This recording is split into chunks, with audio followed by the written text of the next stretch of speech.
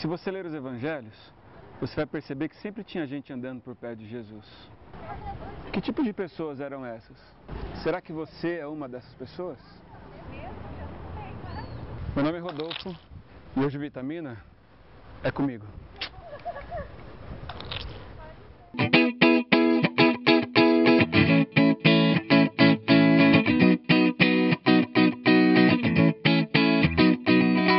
Eu queria ler com vocês o Evangelho de Marcos, no capítulo 2, a partir do versículo 1, que diz assim: Poucos dias depois, tendo Jesus entrado novamente em Cafarnaum, o povo ouviu falar que ele estava em casa. Então, muita gente se reuniu ali, de forma que não havia lugar nem junto à porta, e ele lhes pregava a palavra. Vieram alguns homens, trazendo-lhe um paralítico carregado por 4 deles. Não podendo levá-lo até Jesus por causa da multidão, removeram parte da cobertura do lugar onde Jesus estava e, pela abertura do teto, baixaram a maca em que estava deitado o paralítico. Vendo a fé que eles tinham, Jesus disse ao paralítico: Filho, os seus pecados estão perdoados.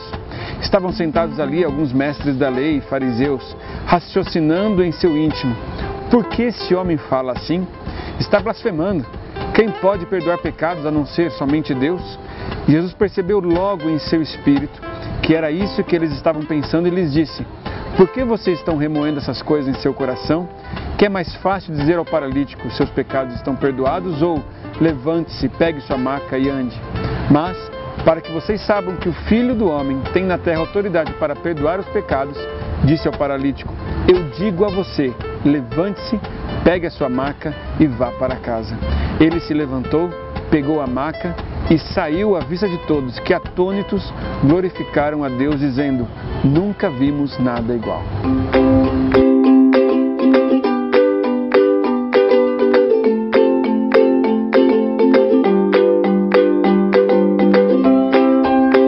O primeiro grupo que andava com Jesus era o grupo chamado de multidão. Sempre tinha muita gente ao redor de Jesus, sempre tinha uma galera que fazia uma muvuca.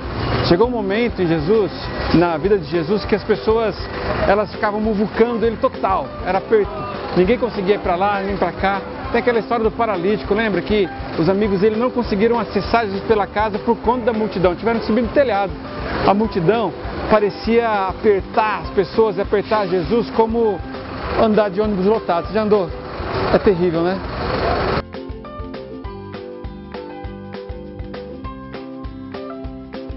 A multidão, ela não fica nem muito perto nem muito longe de Jesus.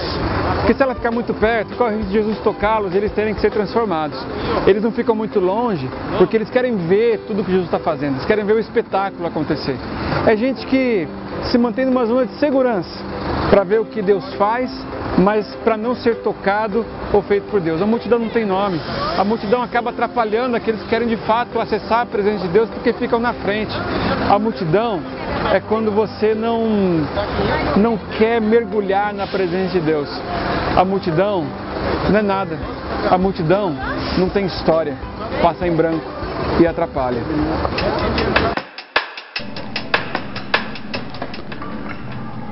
Um outro grupo que andava com Jesus, que sempre estava por perto dele, eram os enfermos. Sempre tinha gente doente perto de Jesus.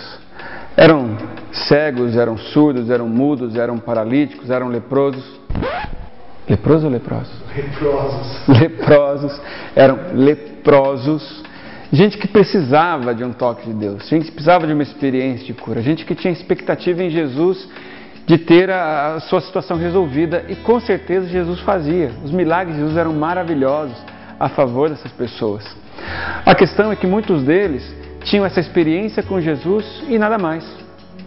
Muitas vezes é assim que a gente anda também. Nós vamos atrás de Jesus por conta de experiência que a gente quer ter.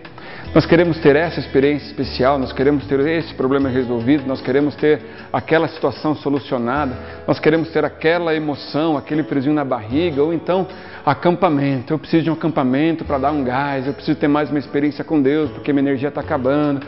A gente acaba se convertendo quantas vezes? Quantas vezes você já nos converteu? Jesus, Ele tem muito mais do que uma experiência para dar para a gente. Jesus tem muito mais do que uma simples cura para te oferecer. Jesus tem muito mais do que solucionar os seus problemas. A vida com Deus é muito mais do que um toque. Um toque de Deus não é apenas um momento, mas é uma vida inteira sendo transformados por Ele.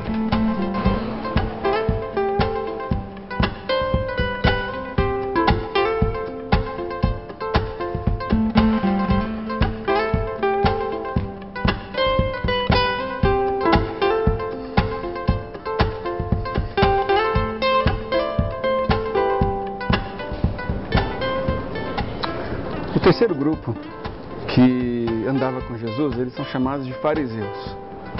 Os fariseus, eles eram os caras que conheciam extremamente as Escrituras.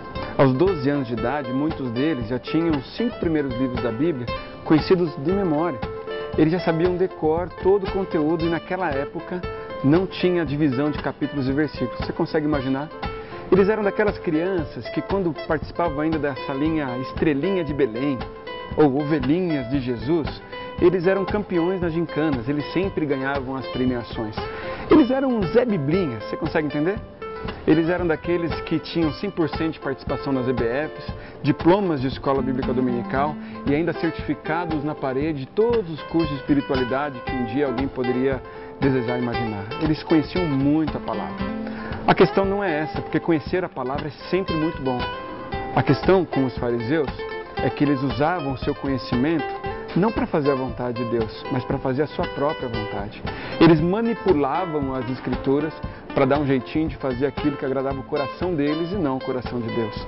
Jesus mesmo fala sobre eles que vocês me honram com lábios, mas o seu coração está distante de mim, porque vocês usam dos meus mandamentos para fazer as suas próprias vontades. Dessa maneira, os fariseus eles arrumavam uma desculpa para pecar em nome de Deus. E não é isso que Deus espera da gente. Não é isso que Jesus deseja que você faça ao andar com Ele.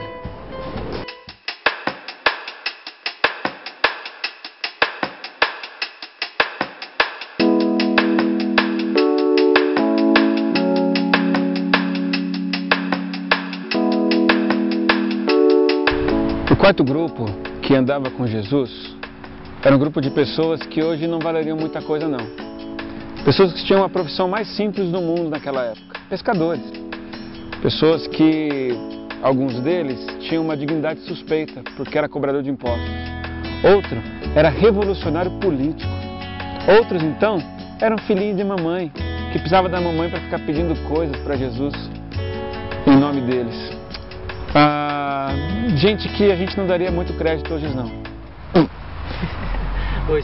Gente que não teria muito crédito da nossa parte hoje não. Beleza? Pode ir daí. Gente que não daria muito crédito, que a gente...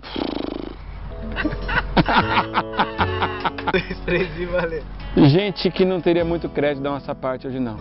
O nome dessas pessoas, esse grupo ficou conhecido como os discípulos. Discípulos porque eles tiveram uma atitude.